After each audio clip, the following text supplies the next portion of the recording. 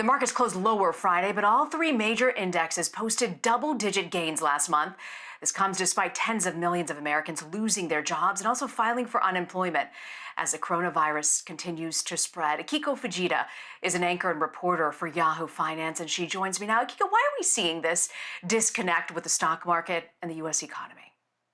Yeah, Rena, when you look at the gains that we saw last month, there are a number of things that we can point to that has kind of reassured the markets. Number one, the Fed's actions. To date, we have seen the central bank launch 9 emergency lending facilities to address the liquidity concerns in the market. So that seems to have reassured some investors. In addition to that, it's also what you just talked about. It's some positive developments that we've seen on the treatment front, specifically Gilead's remdesivir and that emergency FDA authorization. We've also been getting some positive earnings, although that's really relative here. A lot of companies that have reported earnings did not provide guidance. They lowered their expectations. Now we're seeing the numbers come out. An overwhelming number of them have beat those expectations.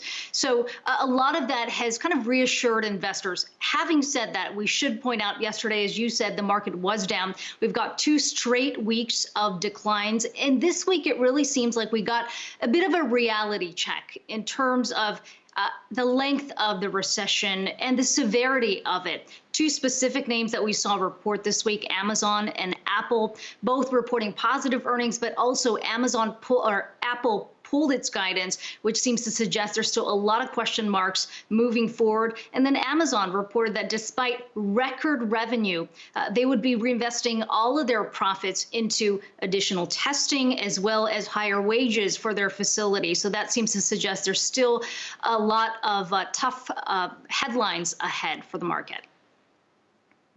Yeah, it certainly appears that way, Akiko. I know you don't have a crystal ball, but what are analysts that you speak to saying about where they think this economy could be headed, and what's really among their biggest concerns right now?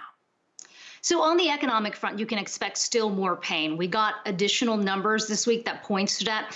Unemployment claims, 3.5 million in addition to the 26 million we had before. So the 6-week total now is more than 30 million people who are unemployed. And that's going to continue to be a big overhang. We also got GDP numbers that posted the steepest declines that we have seen.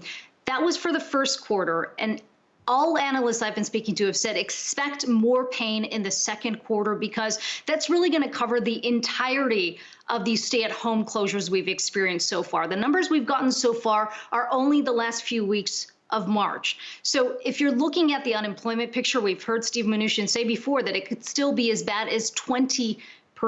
In terms of the declines, they're going to be much worse in the second quarter as well. But keep in mind, there is a disconnect, as you point out, between where the market is as well as where the economy is. And a lot of times we tend to sort of connect the two, and it's important to see them separating or operating on different tracks. You know, there's an old saying in the markets, you sell in May and go away. What are folks saying about the current situation? I mean, do these old ways of looking at the stock market still hold? Yeah, so sell in May, go away is because, typically the 6 months after May have been the worst performing in the market. But there's no question that science is going to continue to lead the way on this front. You could certainly argue that given the gains that we've seen so far, this is kind of an opportunity for investors to maybe reassess their portfolios, maybe stay put for now. But also, we've started to see some of the states reopen. And if there are some positive developments on that front, you're going to get more confidence back in the market. And so I think it's, sort of the typical sell in May, go away is not going to hold this time around. Having said that, there's a lot of analysts that believe the bottom is in the market. In other words, all the negative headlines that we've been getting that we can expect to get as well in the second quarter have already been priced in. So this is kind of a good time, especially given the sell-off that we've seen back in March. And given the valuations in some of the stocks, it's a good time perhaps to get back into the market, expecting that things can only go up from here. Well, that's good to hear. I've been also watching retail, Akiko, and we're seeing J.Crew potentially bracing to file for bankruptcy. Retail not doing so well even at the start of this pandemic. What are the industries you think that'll be hardest hit, and where do you see retail going at this point? Yeah, so retail, I mean, you're talking about clothing, apparel makers. A lot of these names that were struggling before certainly are not going to make it through this. You mentioned J. Crew, that's one company. J.C. Penney is another one. Neiman Marcus, another one. All three, we've seen the headlines saying they're considering bankruptcy. So you can expect a bit of a shakedown. The names that we have seen on, like in Amazon, we've seen sort of the big Goliath names, the big names continue to see bigger gains. So some of the businesses are going to be left behind as well. And I want to point to some economic data that we've gotten on that front. Consumer spending posting its biggest monthly decline on record. You look at retail and just apparel, clothing, a 50% decline there. So those numbers certainly don't point to a positive picture moving forward, and we're going to see a bit of a shakedown overall in that sector.